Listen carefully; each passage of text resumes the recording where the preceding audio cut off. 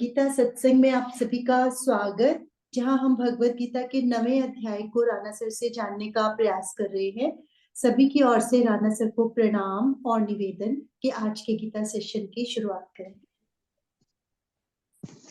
ओम वसुदेव सुतं देवं कंस चाणूरमर्दनम देवकी परमानंदम कृष्णं वंदे जगद्गुरुम। सभी को बहुत बहुत प्रणाम। हम गीता जी के 9वें अध्याय की श्लोक नंबर 21 तक चर्चा कर चुके हैं और नहीं 20। आज बारी है श्लोक नंबर 21 की।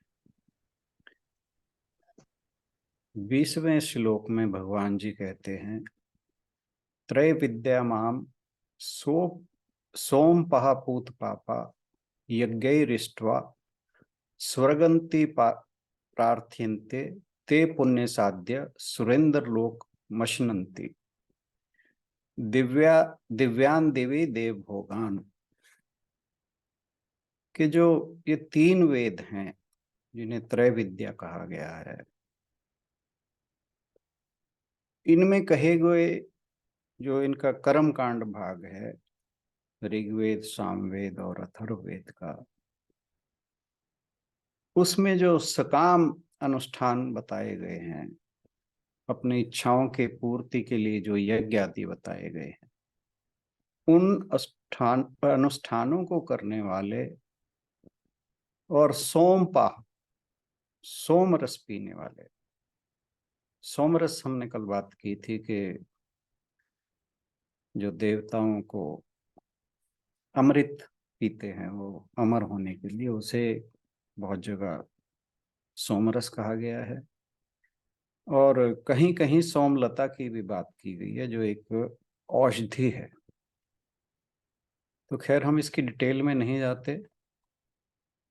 तो जो सोमरस पीने वाले और पाप रहित मनुष्य हैं, उनके द्वारा जो यज्ञ किए जाते हैं, वो स्वर्ग प्राप्ति की पूर्ति के लिए किए जाते हैं।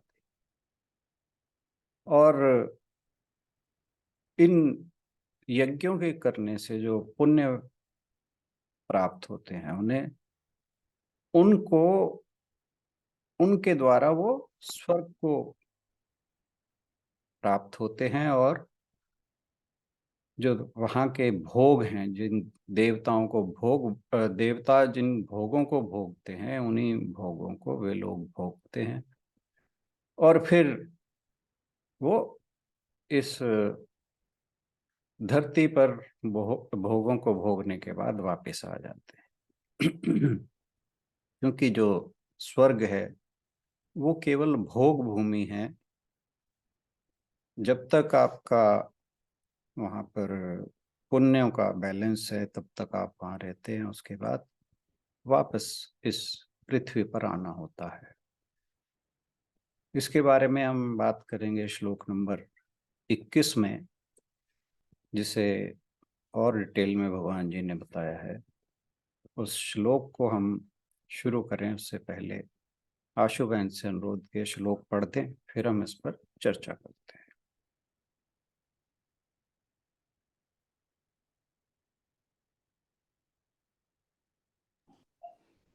जी सर। ते तं भुक्त्वा स्वर्गलोकं विशालं क्षीणे पुण्ये मर्त्यलोकं विशन्ति। एवं त्रयी प्रपन्नागत आगतं काम कामा लभन्ते। वे उस विशाल स्वर्गलोक को भोगकर पुण्य क्षीण होने पर मृत्यु लोक में आ जाते हैं। इस प्रकार तीनों वेदों में कहे गए सकाम कर्म का आश्रय लेने वाले और भोगों की कामना करने वाले मनुष्य बार बार आवागमन को प्राप्त होते हैं। तो तेतम भुक्त्वा स्वर्गलोकम विशालम। तो जो पिछले श्लोक में बात भगवान जी ने कही थी, उसी को कंटिन्यू करते हुए वो कहते हैं कि वहां वे लोग जो यज्ञ आदि स्वर्ग की प्राप्ति की कामना के लिए करते हैं, वे वहां पर स्वर्ग लोक के भोगों को भोगते हैं। विशालम, व्यापक रूप से। क्षीण पुण्य, जब उनका पुण्य क्षीण हो जाता है, तो जो उन्होंने यज्ञ आदि कर्मों के द्वारा पुण्य अर्जित किए थे, स्वर्ग में जाने के बाद, भोगों को भोगने के बाद जब उनका पुण्य क्षीण हो जाता है, तो यानी उनकी जो वहां रहने की अवधि है स्वर्ग लोक में, वो समाप्त हो जाती है। क्योंकि जो आपकी जमा पूंजी थी पुण्यों की, वो समाप्त हो गई। फिर मृत्युलोकम विशंति, फिर वापस उसी सांसारिक जीवन में आना पड़ेगा। और ये फिर इस बात पर निर्भर करता है कि उन्हें मनुष्य योनि मिलती है या कोई और योनि मिलती है। जरूरी नहीं ऐसे लोगों को मनुष्य योनि मिले। तो एक नया शरीर लेना होगा और फिर से संघर्ष करना होगा। आध्यात्मिक अज्ञान जो है, वो मानव जीवन की प्रकृति है। क्योंकि मनुष्य सांसारिक भोगों में लिप्त रहता है, विभिन्न प्रकार की जो कामनाएं हैं उनको पूरा करने के चक्कर में वो लगातार लगा रहता है। एक कामना पूरी होती है, उसी के बाद दूसरी जाग जाती है। कामनाओं का कोई अंत नहीं होता और बार बार उसका स्वर्ग में आना जाना लगा रहता है, अगर वो पुण्य कर्म करता है। अगर पाप कर्म करता है तो नरक में जाता है। तो इसलिए जब वापस उसे इस धरती पर आना होता है, तो फिर से संघर्ष करना होता है। तो जो अज्ञान है, आध्यात्मिक अज्ञान है, क्योंकि सांसारिक ज्ञान तो है उसे, सांसारिक ज्ञान के कारण वो जो सुख ढूंढता है, छोटे छोटे सुख, कभी कुछ प्राप्त करके कभी कुछ प्राप्त करके, और ज्यादा बड़ा सुख से स्वर्ग लगता है।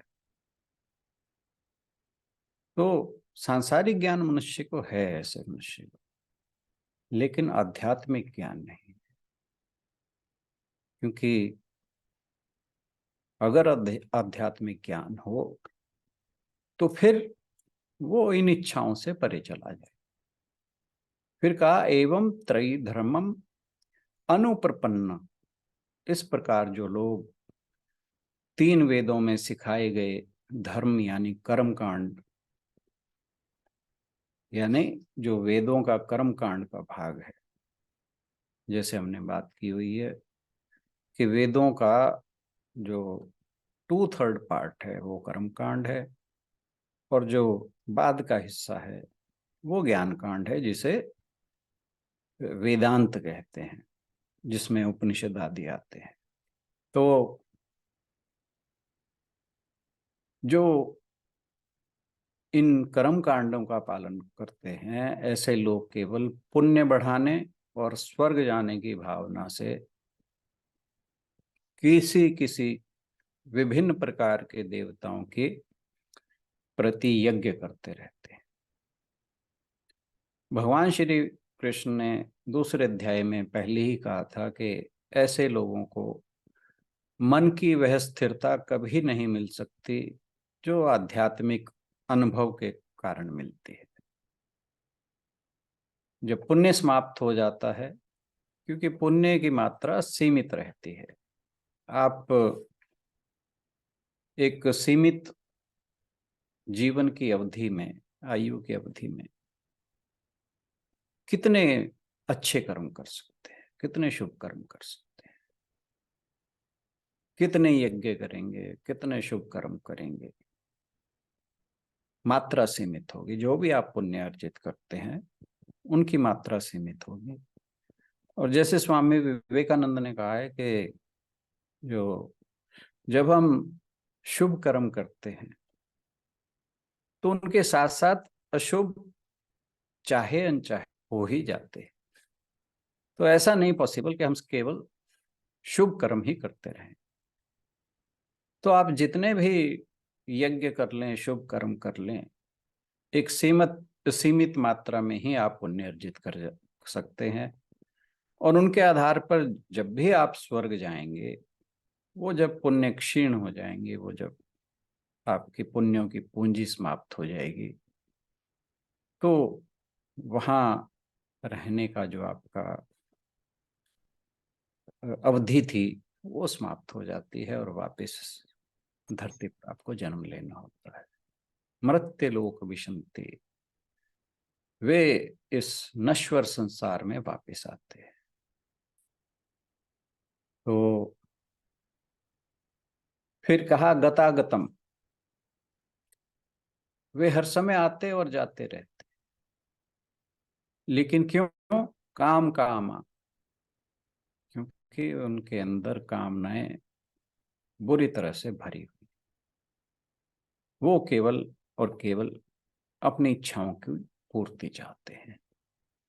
इच्छाओं के बाद इच्छाएं, मुझे यह आनंद मिलना चाहिए, मुझे यह आनंद मिलना चाहिए, मुझे यह सुख मिलना चाहिए। यह है काम। गतागतम लभन्ते, वे बार बार इस पृथ्वी पर आएंगे, बार बार उस स्वर्ग में जाएंगे, आना जाना लगा रहेगा। तो पुण्य को क्षीण होने पर मनुष्य जो हैं इस धरती पर वापस आते हैं और जन्म मरण के चक्कर में लगे रहते हैं। बार बार उनका जन्म होता है, बार बार उनको मृत्यु की प्राप्ति होती है।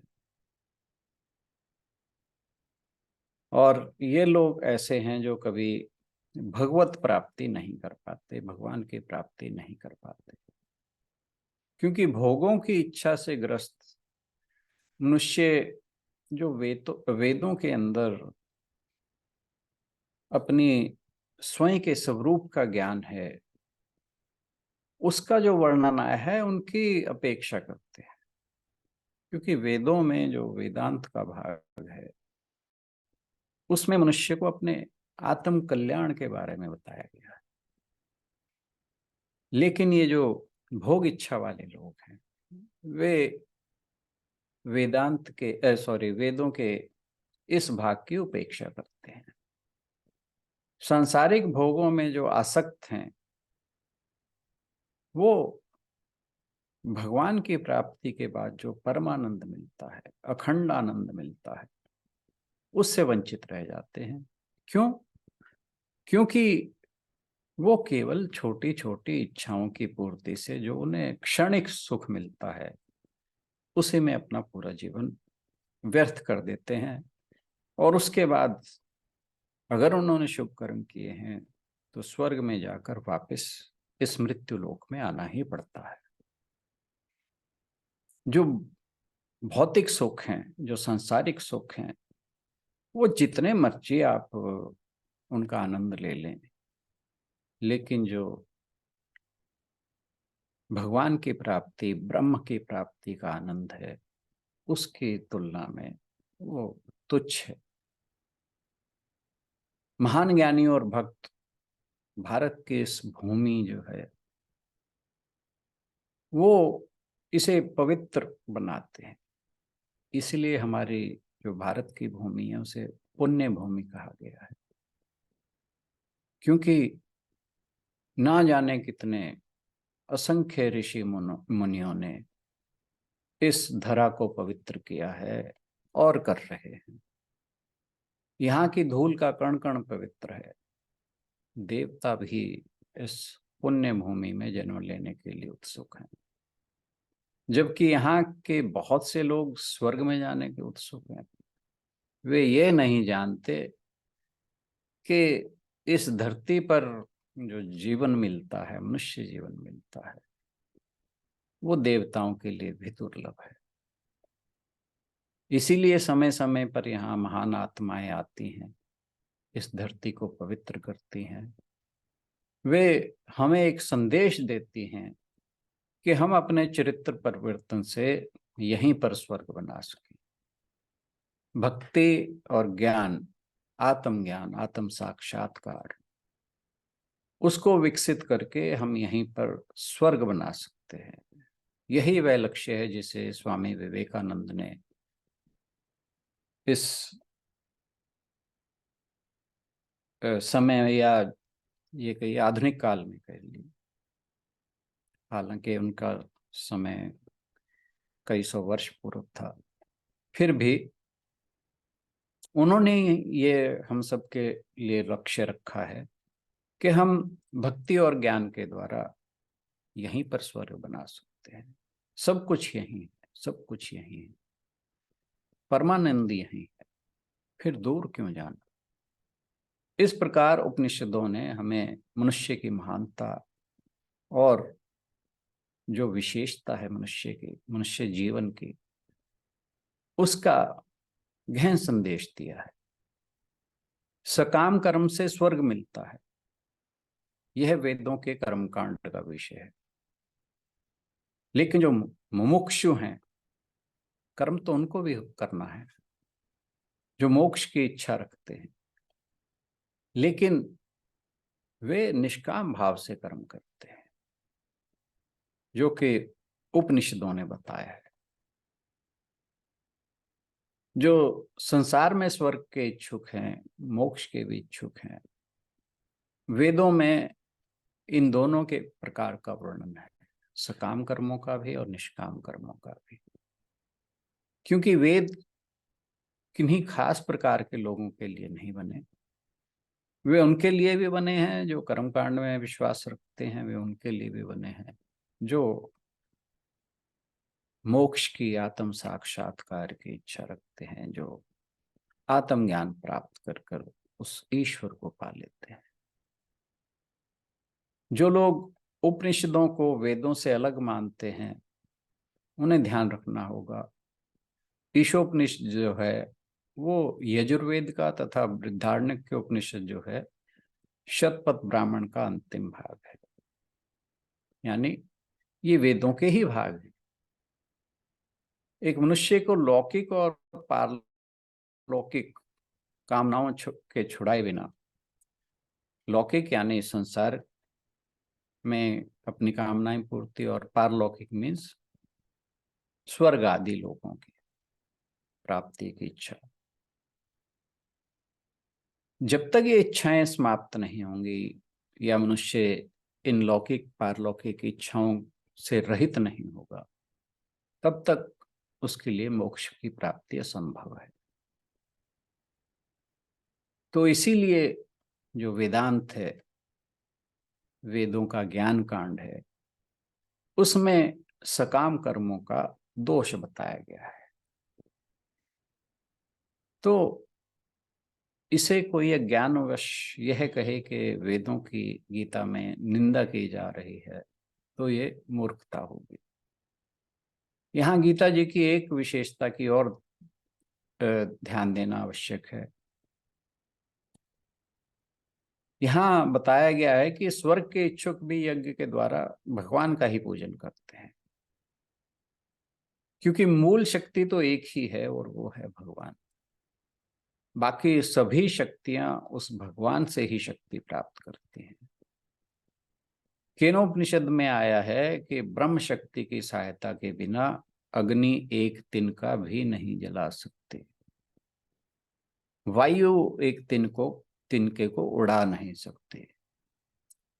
इसलिए भले ही हम यज्ञ में देवी देवताओं की उपासना करें, वास्तव में वो भगवान की ही उपासना है, क्योंकि देवी देवता जिस शक्ति के बल पर हमें फल देते हैं, वह शक्ति उनकी अपनी नहीं है।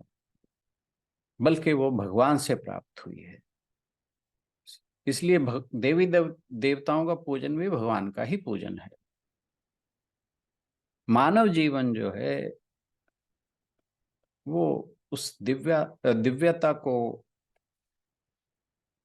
विकसित करने का एक ऐसा अवसर है जो बार बार नहीं आता।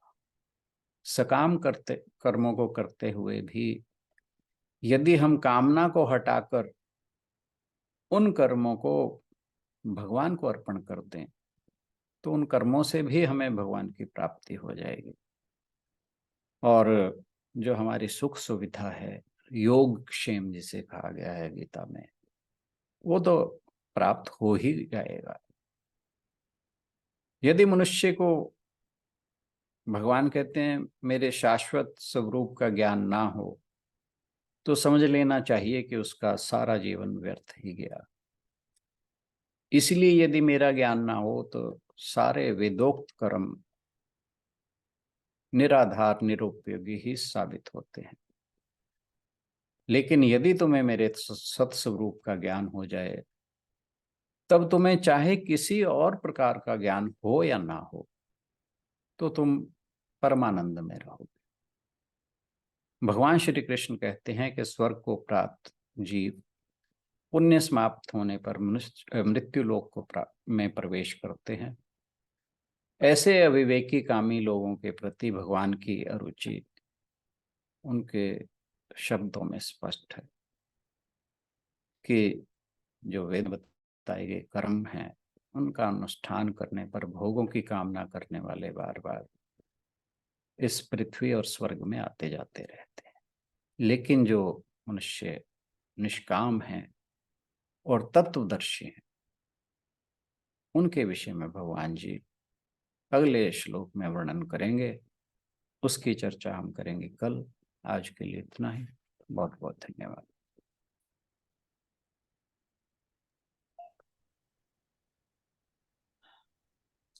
यदि आप लोग आज के श्लोक को लेकर कुछ पूछना चाहें या कुछ कहना चाहें तो आपका स्वागत है। या पिछले कुछ श्लोकों को लेकर भी हम चर्चा नहीं कर पाए समय की कमी की वजह से। यदि आप कुछ भी कहना चाहें आज पिछले श्लोकों को लेकर तो आप बात कर सकते हैं। भैया, मेरा एक डाउट है कि जैसे आपने कहा कि हम स्वर्ग की प्राप्ति के लिए भक्ति भावना करते हैं, जहाँ आध्यात्मिक ज्ञान की तरफ जाते हैं, या मोक्ष प्राप्ति के लिए। तो मुझे लगता है कि जब हम धरती पे आए हैं तो स्वर्ग भी यहाँ है और नरक भी यहाँ है। ओके। हाँ, स्वर्ग भी यही है। यानी कोई हम अच्छा कर्म करते हैं तो शायद उसका हमें कोई हमारी इच्छा पूर्ति से या हमारी मनोकामना पूर्ति से हमें वो स्वर्ग मिल जाता है। यानी वो हमारी जो खुशी देने वाली इच्छा पूरी हो जाती है, वो स्वर्ग है। और हाँ जी, हाँ हाँ, प्लीज कंटिन्यू। हाँ हाँ हाँ, तो वो इच्छा पूरी हो जाती है।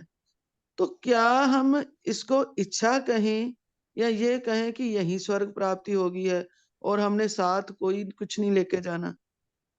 क्या हम हाँ, इसमें फर्क है।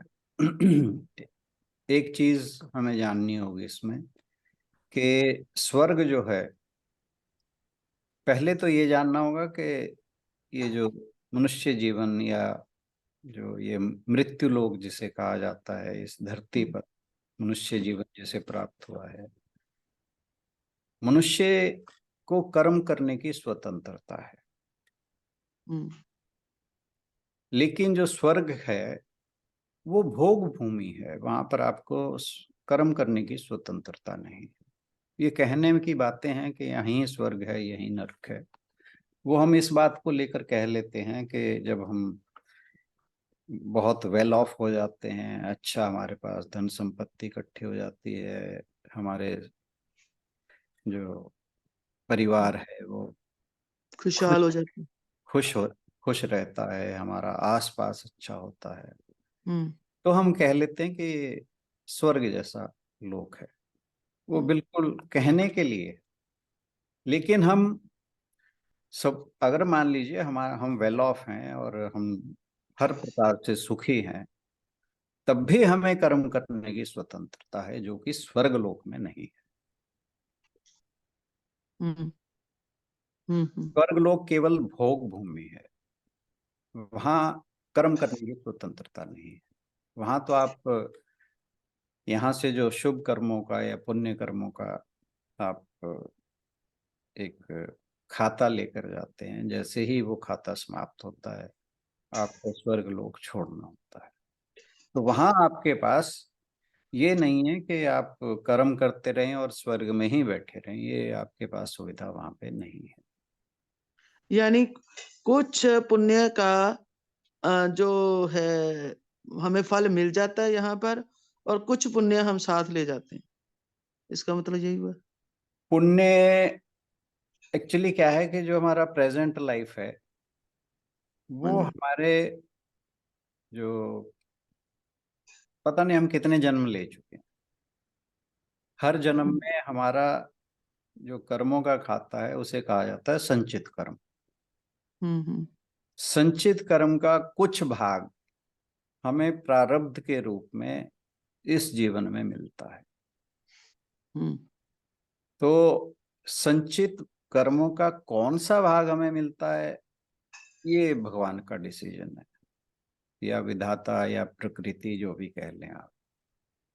तो यहाँ पर जो कुछ भी हमें प्राप्त हो रहा है वो हमारे प्रारब्ध पिछले के पिछले परावश। कर्मों का फल यस।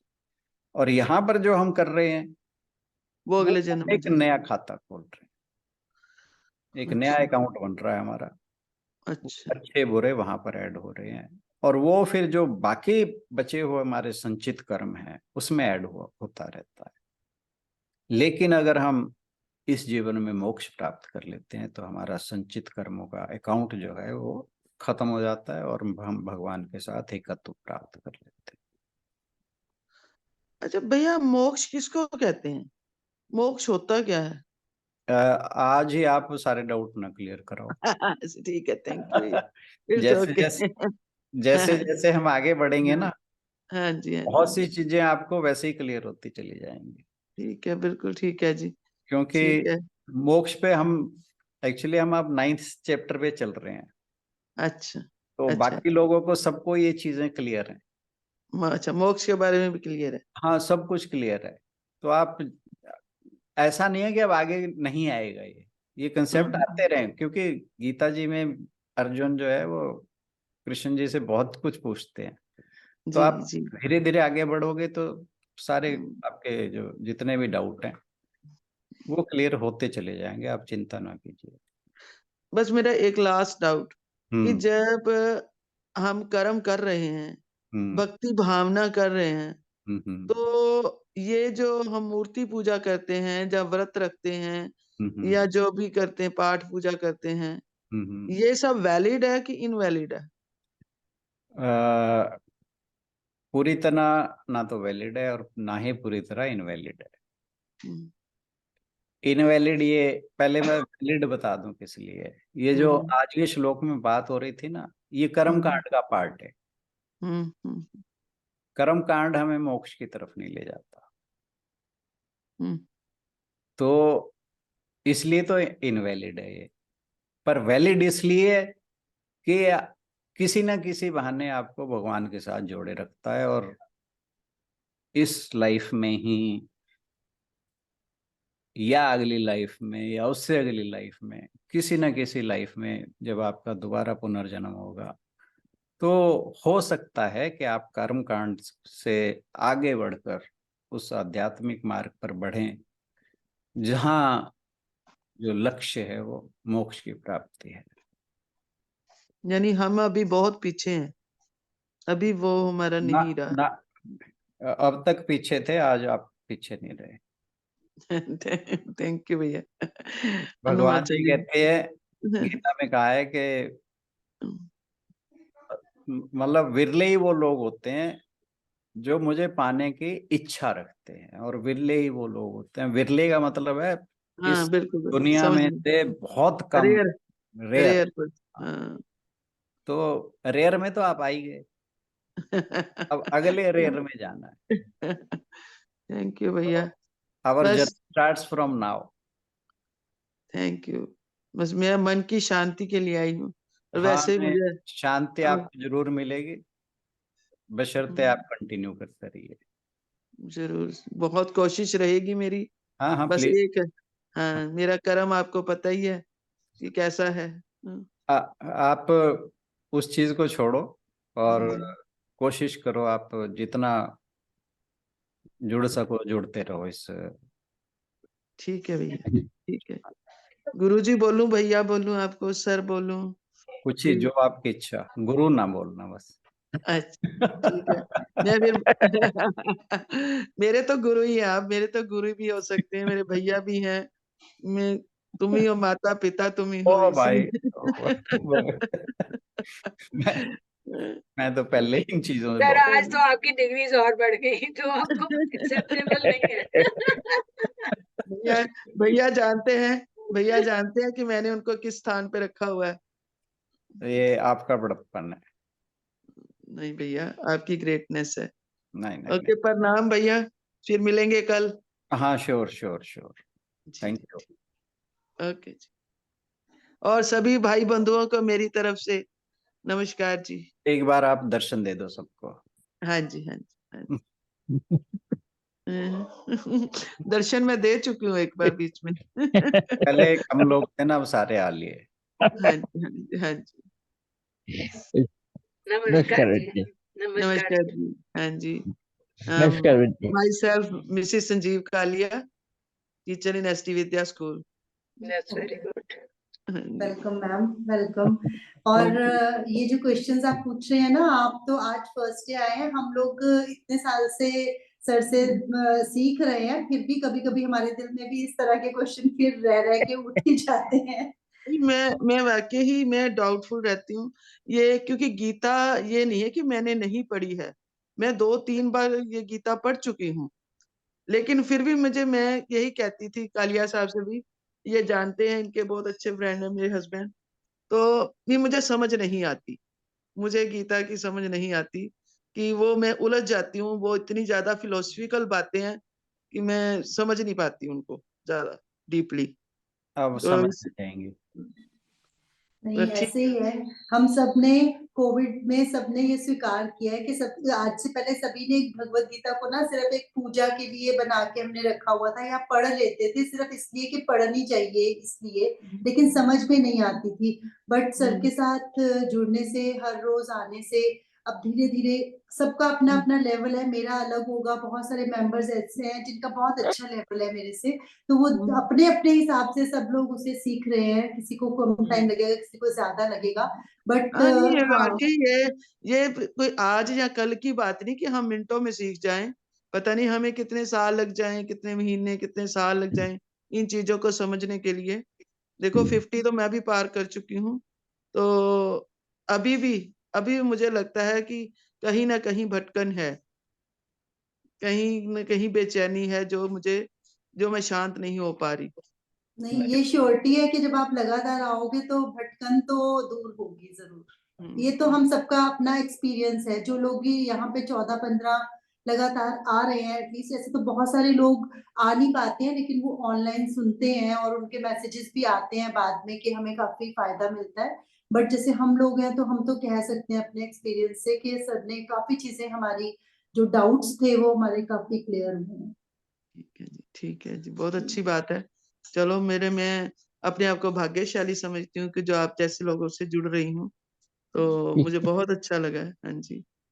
तो सर फिक्र मत करो मैडम जी, आप 50 पार कर चुके हैं, हम 68 पार कर चुके हैं। हाँ, घबराओ नहीं। तो ठीक है। हाँ, नहीं नहीं, बहुत अच्छी बात है कि जब जागो वो तभी सवेरा।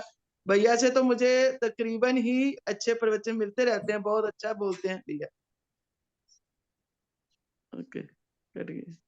चलिए, ओके ओके भैया, कल मिलते हैं। श्योर श्योर, थैंक चलिए, यू। इसी के साथ आज समापन की ओर बढ़ेंगे और इससे आगे की चर्चा कल जारी रखेंगे।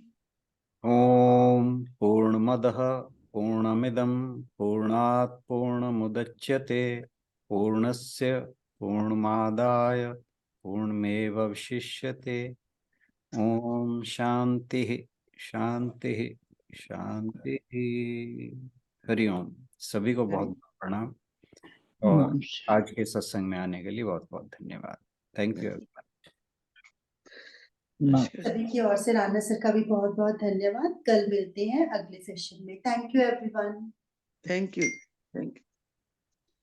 प्लीज टाइम के लिए सर एक बार पूछ ले। सब लोग प्लीज 6:30 आ जाया कीजिए।